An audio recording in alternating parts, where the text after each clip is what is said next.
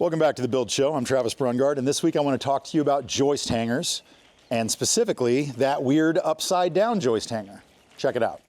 Come see Travis Brungard at Build Show Live, scan the QR code, or click the link in the description for tickets.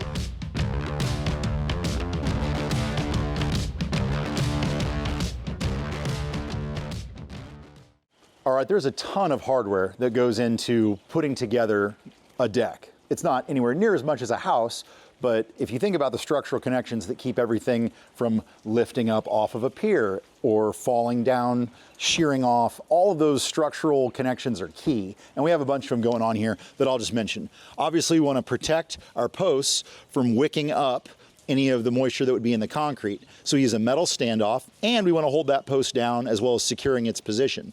So that's what you have here, is a traditional standoff for a 6x6.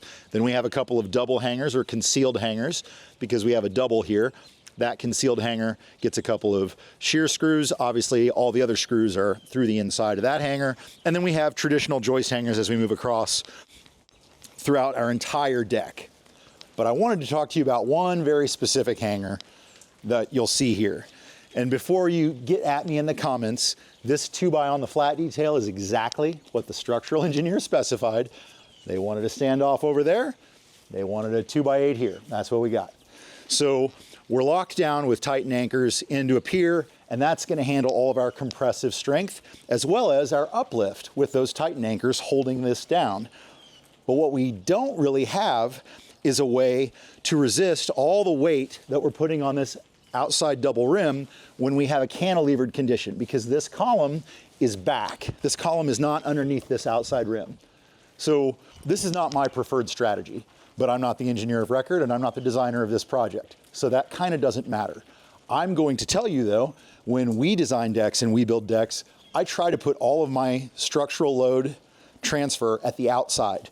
In the same way that we have this ledger bolted back to the house and the house has direct bearing capacity all the way down to the footing, I would love for this beam to have direct bearing on columns or piers.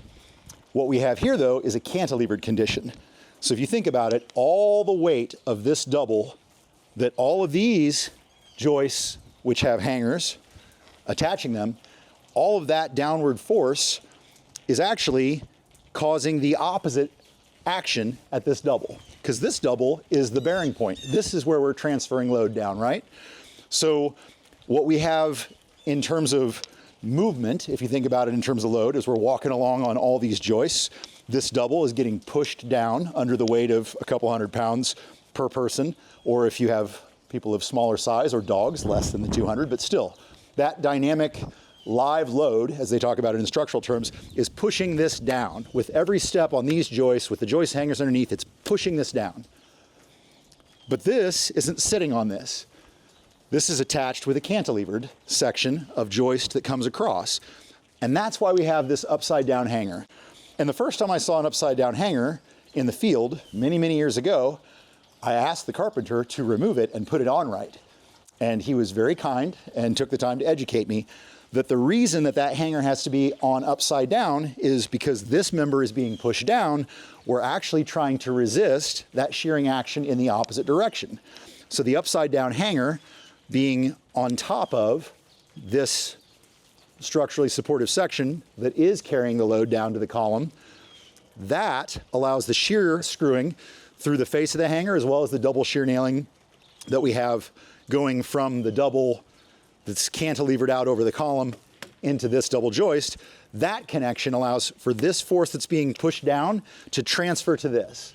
That's why this hanger is upside down. And that's why it's such an important detail, because if you were just flying through your regular deck construction, you might miss it. And if you didn't put it on in the upside down orientation, all we would be relying on is the shear of those screws. We wouldn't have the strap, the heavy metal that's actually doing the work on the bottom side, this bearing, that would be lost. So let me talk to you a little bit about code, but that's what I wanted to start with. I wanted to talk about the joist hangers and help you understand that the rules of thumb that the old school guys might be leaning on aren't really well reasoned, or at least they're not code supported. How about that? As you can see, we ran out of our larger 2x8 hangers there. and we used the 2x6 hangers because we had those on site. We're extremely low risk across this 3-foot span. The engineer just listed hanger. He did not specify which hanger where, but we know the code tells us, and I think Simpson's guidelines tell us, that what we're trying to do is achieve support of 60% of the depth of the joist. So if you have a hanger that is 60% of that vertical dimension, in this case, we're dealing with a 2x8, so 7 1/4, 60% of that, about 4 inches. If we got a hanger that's about 4 inches tall, we're good. And the 2x6 hanger is at least that. We can still use the regular 2x8 hanger. We can use a 2x10 hanger if it will fit. We don't want to start cutting and modifying it. Don't get out the saws all over the grinder. If you start modifying things, it's no longer the listed item. It's no longer tested for that. So even though it's bigger and it should be fine, just don't do that. But that's why we have the different hangers. We were just using what we had. But I think it's important because I had a conversation with Wolfgang and Dylan on this deck frame. They're like, we probably don't even need the hangers, right? It's like, well, they're on the print, so we do. Or excuse me, they were mentioned on the print in the details. It wasn't, or in the general notes, it wasn't shown. So they were right, but then I wanted to be right too. So I said, no, it lists hangers, we're putting in the hangers. But they were talking about the shear strength of end nailing.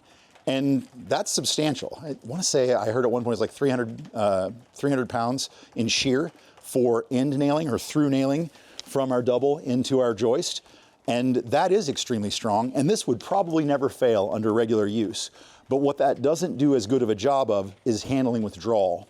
The dynamic loads, the live loads of people moving around on this could cause things to move left and right, not just up and down. So shear is about compression, right? Like we have a vertical load on the joist because the decking runs across it. If we're stepping on the joist but not on the rim, that joist moves down. We're challenging the shear strength of that nail.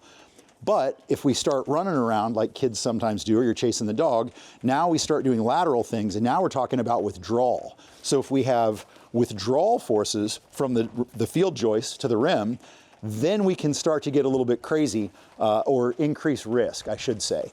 And that's where weakness can happen. So that's why we want to follow the schedule. Let the engineer do their job. Let's do ours. We'll utilize, I actually prefer screws, and you can see we screwed all this. I prefer the screw to the nail because it has the threads that resist that withdrawal.